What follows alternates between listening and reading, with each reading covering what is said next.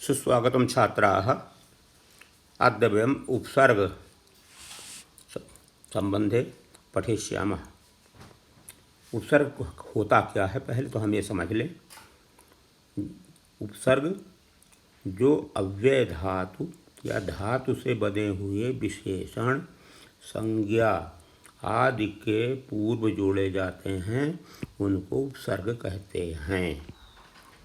इनके द्वारा धातु का अर्थ कुछ बदल जाता है। संस्कृत में उपसर्ग 22 होते हैं। अब आप देखेंगे कि ये उपसर्ग हैं, ये धातु है, ये शब्द बने हैं, ये उसका अर्थ है। तो जब हम उपसर्ग को धातु में जोड़ेंगे तो शब्द बनेगा ये, उसका अर्थ है ये, और उसके बाद में अर्थ उसका निकलेगा, वो अलग लिखा हुआ है। अब प्राप हम चलते हैं, पहले 22 उपसर्ग देख लीजिए कौन कौन से हैं। प्र, प, रा, अप, सम, अनु, अव, निस, निर, दुस, दुर, वी, आंग, नी, अधि, अपि, अति, सु, उत,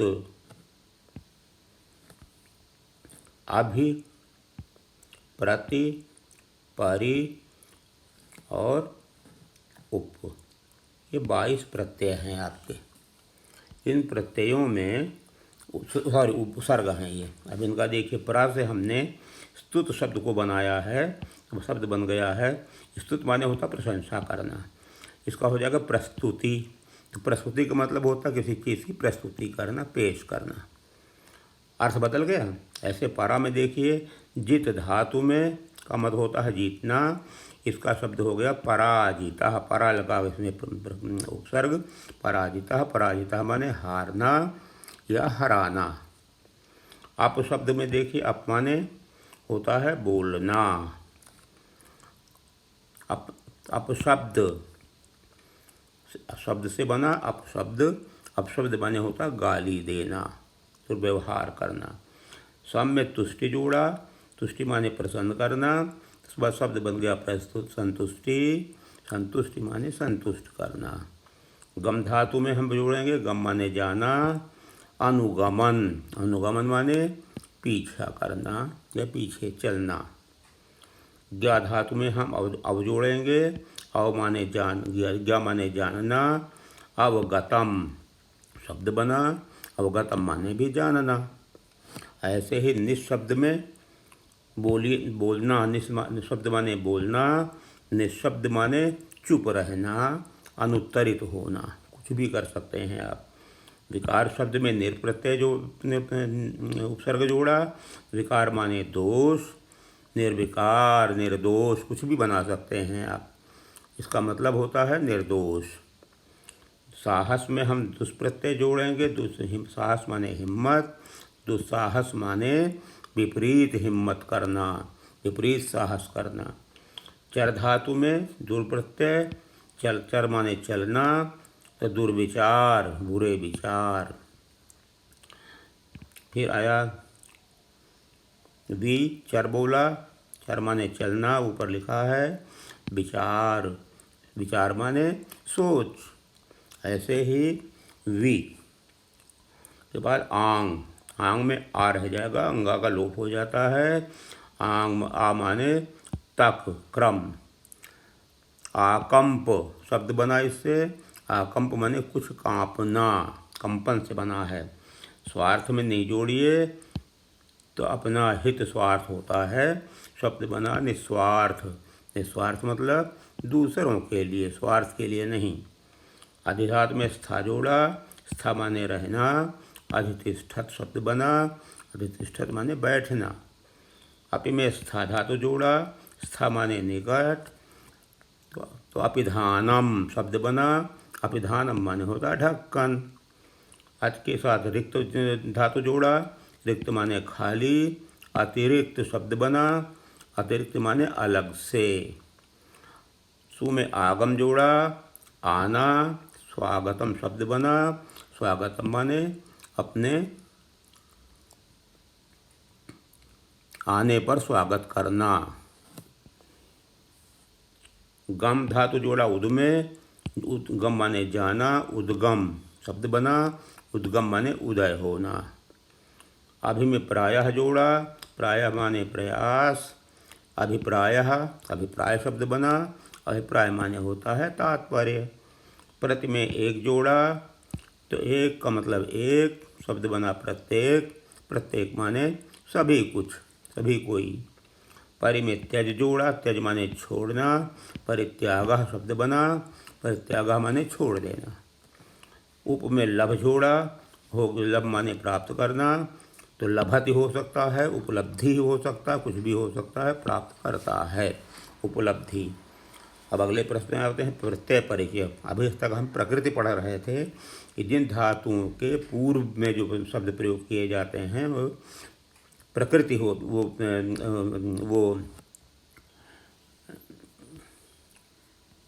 उपसर्ग बोलते हैं, और उपसर्गों के लगने से शब्दों में परिवर्तन हो जाता है। इसी तरह से अब हम आते हैं प्रत्यय पर। प्रत्यय शब्द बाद में जोड़े जाते हैं। किसी शब्द के अंत में जो जुड़कर नए शब्दों का निर्माण करते हैं वे शब्द प्रत्यय होते हैं। प्रत्यय में आपके कोर्स में जो है पहले अक्ता अक्तवतु लिखा है, तो अक्ता प्रत्यय अक्तवतु प्रत्यय एक साथ देखिए। तथा अक्तवतु किसी कार्य की समाप्ति का बोध कराते हैं।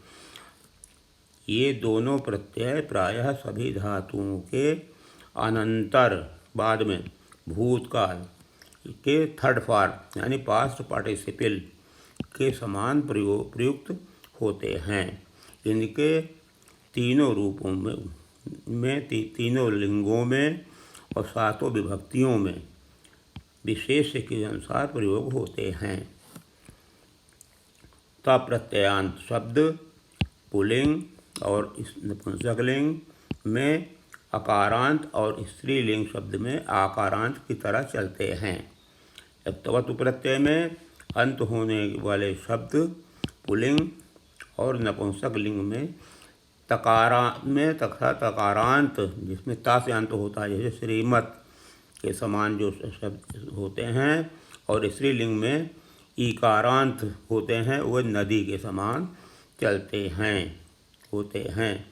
उदाहरण के लिए कुछ धातुओं के कांत और तवंत रूप तीनों लिंगों में प्रथमा विभक्ति के एक वचन में नीचे दिए जाते हैं। वक्ता प्रत्यांत देखिए। धातु यहाँ हो गई पुल्लिंग, नपुंसकलिंग, स्त्रीलिंग। इसको ध्यान देने वाली बात है। ये धातुएं हैं पठ धातु। पुल्लिंग में हो जाएगा पठितः, नपुंसक में पठितम और स्त्रीलिंग में पठिता। स्ना धातु स्नातः स्नान करना, स्नातम नपुंसकलिंग और स्नाता स्त्रीलिंग। पा माने पीना, पातः पातम पाता।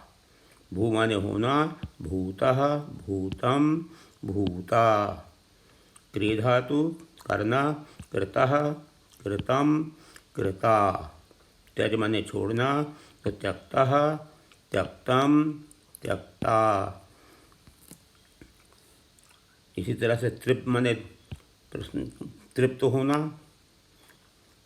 तृप्तः तृप्तम तृप्ता। इसे कहते हैं ना पेट भर गया, तृप्त हो गए। शक माने संदेह करना या शक्ति होना, तो शक्तः शक्तम शक्ता।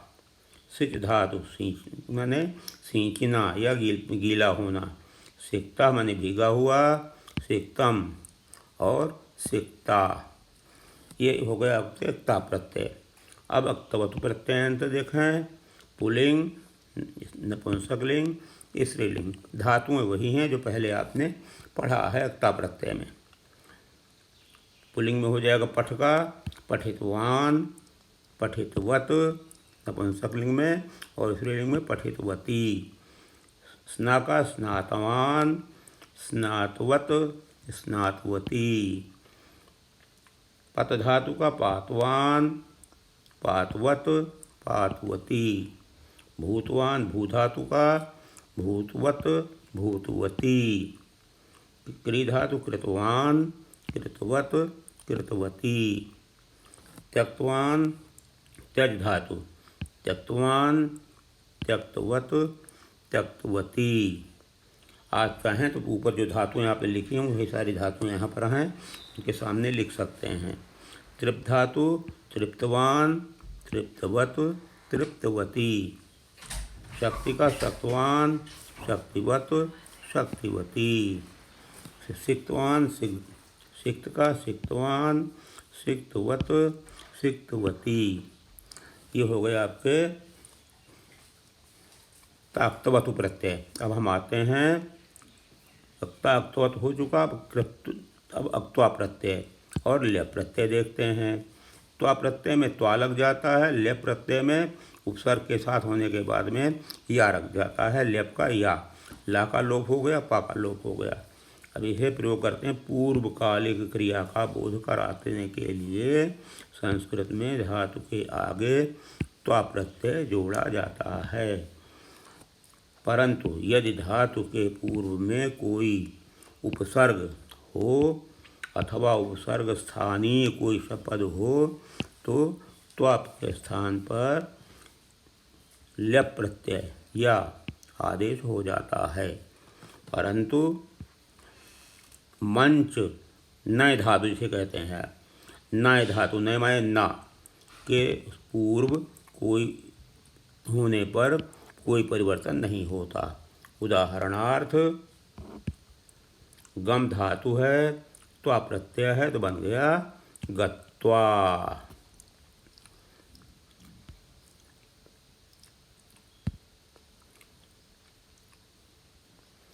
अवगम, देखिए यहाँ पापा लग गया है पहले उपसर्ग अव, अवगम का लेप प्रत्यय क्या हो जाएगा, या जुड़ जाएगा, अवगत्य, अवगत्वा नहीं होगा। पठ धातु में त्वा प्रत्यय लगाया पठित्वा, प्रपठ धातु में लेप प्रत्यय लगाया तो प्रपठ्य, प्रपठित्वा नहीं होगा। परंतु नय पूर्व शब्द रहने पर आगत्वा ही होगा, आगत्य नहीं होगा। पूर्वकालिक क्रिया के रूप में नहीं चलने, पूर्वकालिक क्रिया के रूप में नहीं चलते।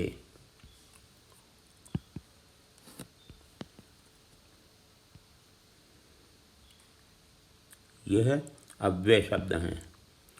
का देखिए, त्वा का त्वा प्रायः धातु में जैसा का तैसा जोड़ा जाता है। जैसे स्ना का त्वा स्नात्वा, ज्ञा का त्वा ज्ञा प्लस त्वा ज्ञात्वा, नी प्लस त्वा नीत्वा, भू प्लस त्वा भूत्वा, क्री प्लस त्वा कृत्वा, ध्री प्लस त्वा धृत्वा। यहाँ तक समझ में आ गया। जांत, जांत का मतलब जिस शब्द का अंत जा से होता है। जा से अंत होने वाली धातुओं के बाद त्वा प्रत्यय जुड़ने पर विकल्प से ना का लोप हो जाता है। जैसे भुज धातु में जा से ये भुज धातु क्या है, जांत है, जा इसके अंत में है, त्वा प्रत्यय लगाया तो इसमें हो गया भुक्त्वा, यहाँ का लोप हो गया। इसका भुंक्त्वा भी हो सकता है। रंज धातु में भी यहाँ है, त्वा लगाया रक्त्वा या रंगतम, रंगत्वा। नश धातु में त्वा लगाया नष्ट्वा या नष्ट्वा या नशित्वा, ये भी हो सकता है। अब हम आते हैं तुमुन प्रत्यय पर। तुमुन प्रत्यय में तुम शब्द का प्रयोग धातु के अंत में लग जाता है। जैसे जब कोई दूसरी क्रिया करने के लिए कोई क्रिया करता है तो जिस क्रिया के लिए क्रिया की जाती है उसकी धातु में तुमुन प्रत्यय, तुम प्रत्यय लगता है। जैसे धातु देखिए, तुमुन प्रत्यय देखिए, गम धातु गंतुम, पठ धातु पठितुम। पा धातु पातुम, सब में तुम लगा हुआ है। दृश्य में द्रष्टुम, पू में भवितुम, क्री में क्री धातु में तुमुन प्रत्यय करतुम, उत ह्री धातु में उद्धृतम, क्री धातु में तुमुन प्रत्यय क्रेतुम, खाद धातु में खादितुम और त्यज धातु में त्यक्तुम आदि का प्रयोग किया जाता है। अब हम आते हैं तब्यत और अनियर प्रत्यय पर। तब्यत में तब्य लग जाता है, अनियर में या लग जाता है। इन प्रत्ययों के पूर्व धातु के अंतिम स्वर का अथवा यदि अंतिम स्वर न हो तो उपधा वाले ह्रस्व का गुण हो जाता है और साधारण संधि के नियम बन लगते हैं। जैसे धातु है आपकी तब्यत प्रत्यय अनियर प्रत्यय। भू धातु भवितव्य भवनीय, गम धातु गंतव्य गमनीय, अनियर प्रत्यय में नीय लग गया, सब में देखिएगा। पठ धातु में त्वा प्रत्यय तब्यत प्रत्यय पठितव्य पठनीय, ची धातु में चेतव्य चयनीय, च धातु में चरितव्य चरणीय, दा धातु में दातव्य दानीय, भुज धातु में भोक्तव्यम भोक्तव्य भोजनीय, भक्ष धातु में भक्षितव्य भक्षणीय और संस धातु में संसितव्य संसनीय, प्रशंसा करना। नि धातु में नेतव्य और नयनीय, ले जाने योग्य। तो आपने देखा कि अनियर प्रत्यय में सब में नी लग गया है और तब्यत प्रत्यय में सब में तब्य लग गया है। ये प्रत्यय सदा भाववाचक और कर्मवाच्य में ही प्रयुक्त होते हैं। Thank you.